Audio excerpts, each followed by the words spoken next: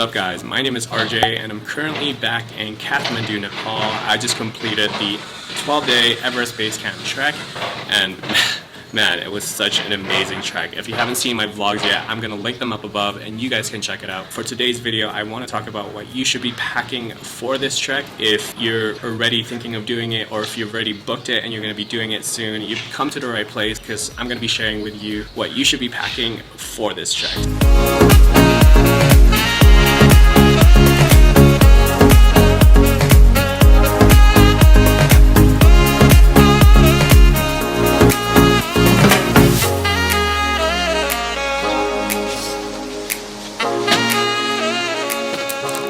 Alright, so this is the bag that I carried, the Gregory 40-liter backpack.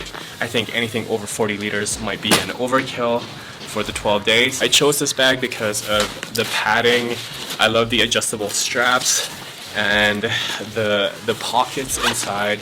This bag has so many features that works perfectly for me. Also, this has something called Active Shield, which you can just stuff all your smelly, dirty clothes inside and zip it up and it won't smell whatsoever. It'll seal the smell within the pocket, which is really, really good. The next thing you want to bring is your passport because you're going to be going through a couple of checkpoints. You need to bring your passport, not a photocopy one, but you need to bring an original one.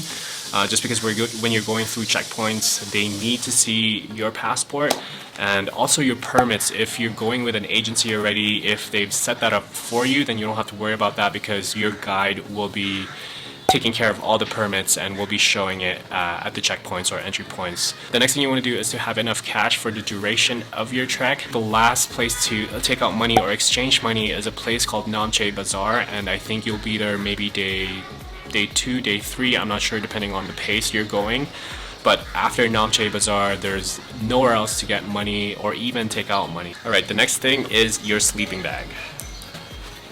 This, surprisingly, was more than enough for me, but if you get really, really cold at night, I suggest getting a temperature rating of -10 maybe or more. Basically, when you go sleep into tea houses, you're just gonna get a pillow and a blanket. Most of the accommodations are fairly basic, so I highly suggest bringing a sleeping bag. You just get in this and then put the blanket on top of you, and then it should keep you warm for the evening. The coldest places were really just further closer to base camp, which was Gorakshep. I think that was the coldest that I actually felt, but I still managed to just get away with just a sleeping bag and then a blanket on top of me and a pillow. But again, it really, really depends on your preference.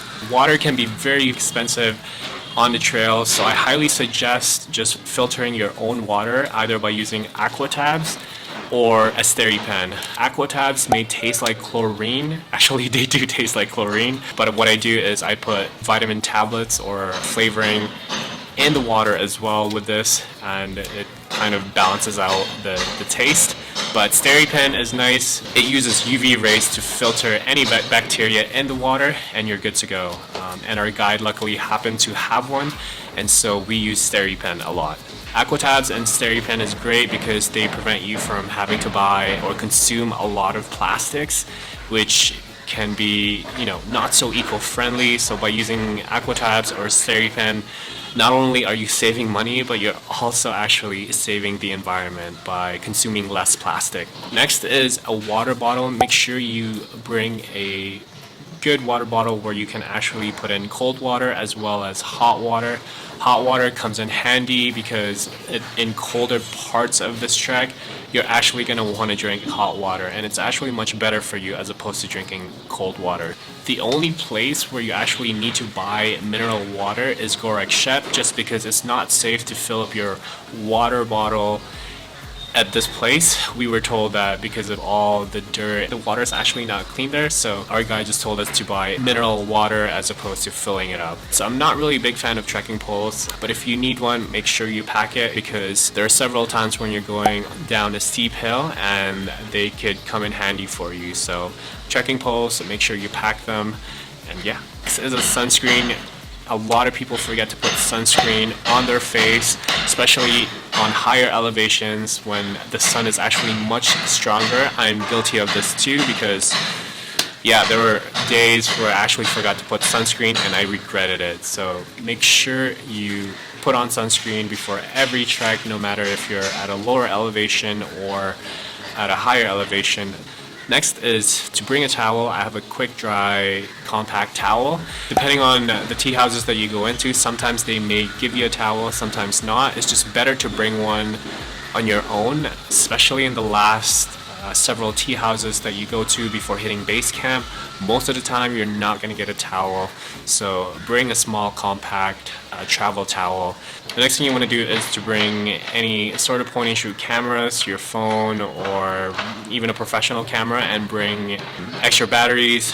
Everest Base Camp is very photogenic, so you want to take photos. Alright, next couple of things you want to bring: sunglasses, a toque or a beanie for you non-Canadians, and a buffer. My face was practically covered the entire time just because it was very cold and also sunny at the same time. This kept me warmed, and obviously this kept the harsh sunlight out of my face. This is one of the most useful things you could probably get. Basically this goes over like this, and you can use it as kind of like a scarf if you're feeling cold. It prevents sunburn, and also you can cover your face like this. During the night, make sure you keep this on because for a lot of the trekkers in the Everest region, the kumbu cuff is very common. It's simply just by catching a cold and you're just constantly coughing, and it's really bad. So I highly suggest keeping this on throughout the day, especially at night when it's really cold. Put this over your face just like this to prevent getting the cuff. Alright, now I'm going to be talking about the tops and what you need. This is really by preference. For me, I just have one main jacket. I use this when I'm trekking or when I'm feeling cold sleeping. A lot of people like to have a down vest or a down jacket. It's really up to you, but I suggest having just one main good jacket for you to carry. And yeah, this got me through the 12 days that I did the trek. If you're the type of person who gets cold easily, invest in maybe like a vest or something that you can just throw on as another layer to keep you warm, or another light jacket. I also brought 2 pairs of hoodies. One is for daytime when I'm actually trekking, and then the other one is for when I'm sleeping. That way I'm not wearing the same one the entire day, because after a day of trekking they can get very wet and you don't want to be wearing this when you're actually going to bed. So you want to change into something that's clean and something that's warm as well. So 2 sweaters is a must. And then I also brought 2 thermals with me, long sleeve thermals. One is for, again, when I'm actually trekking during the daytime, and then the other one is so I could change into them when I'm lounging at a tea house or just before bed. I also brought some long sleeves. It was just nice to have it with me because in the tea houses sometimes it gets cold, so I'll just throw this on just because I don't have a down vest or a down jacket, so I just throw this on just as another layer for when I'm just hanging around the tea house. Now for the bottoms, 2 thermals once again. One is for daytime when I'm actually trekking. This one I actually got in Kathmandu last year. It's just a North Face thermal, and it's actually lasted me quite a long time, which I was surprised. And then the other one, this is from back home. I'm not really a big fan of trekking pants, but because of the time of the month that I did this trek, I was able to get away with just wearing these. Yeah, they're sweatpants. I trek with sweatpants. Very comfortable for me, but I'm pretty sure that if it somewhat rained during one of the days, then I would have been hooped because, yeah, these don't dry that quickly as opposed to trekking pants. But the same idea with the tops. I brought 2 pairs. One is for daytime when I'm actually trekking, and then the other one is something I can change into when I'm about to go to sleep or when I'm lounging at a tea house.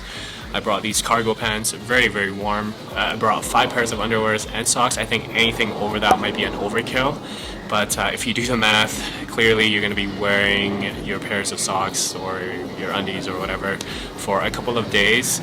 And you know what, it's fine, you're up in the mountains. I think that's more than enough. For the shoes, I'm usually not a fan of trekking shoes, but these shoes, Lem shoes, are actually very comfortable. They're also very compact. You can fold them, and they're super lightweight. If you're going to be doing the trek when the skies are clear, you could probably get away with wearing just runners. I've seen a couple of people wearing runners, but I highly suggest investing in good trekking shoes, just because one, just high ankle support ones are obviously much better for your ankles, and also they'll keep your feet much warmer as opposed to just wearing running shoes.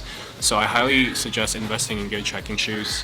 And also you might want to bring flip-flops or just light shoes like these, just so you could wear them when you're lounging around the tea house. And how can I forget, you need a good pair of gloves. I can't believe I forgot these, but you need a good pair of gloves. I actually bought two, because this one, well, the other one broke already, ripped, but this one is thin, and I wore this underneath the other one, because the other one was much bigger, so I was wearing two gloves, and it kept my hands very warm.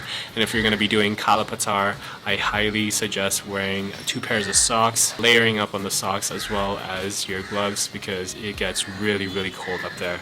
Last but not the least, Tiger Balm. This helped me a lot, especially when I got sick. This is good for your clogged nose. It's just good to smell it, especially at high altitudes. It's also good to rub on your muscles if you have muscle pain whatsoever.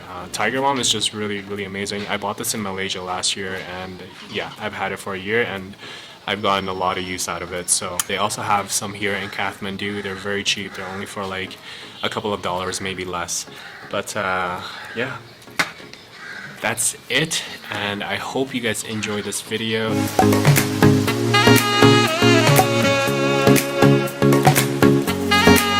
Obviously, I didn't include everything that I packed, because I also had my camera gear, camera equipment, and I didn't want to include that. I just wanted to keep this video as basic as possible, just the essentials of what you actually need when doing this trek. If you guys haven't seen my vlogs yet, I'm going to link them with this video so you guys can check it out. I hope you guys enjoyed this video. Make sure you give it a big thumbs up, subscribe to my channel if you haven't done so yet, and I'll see you guys in the next video.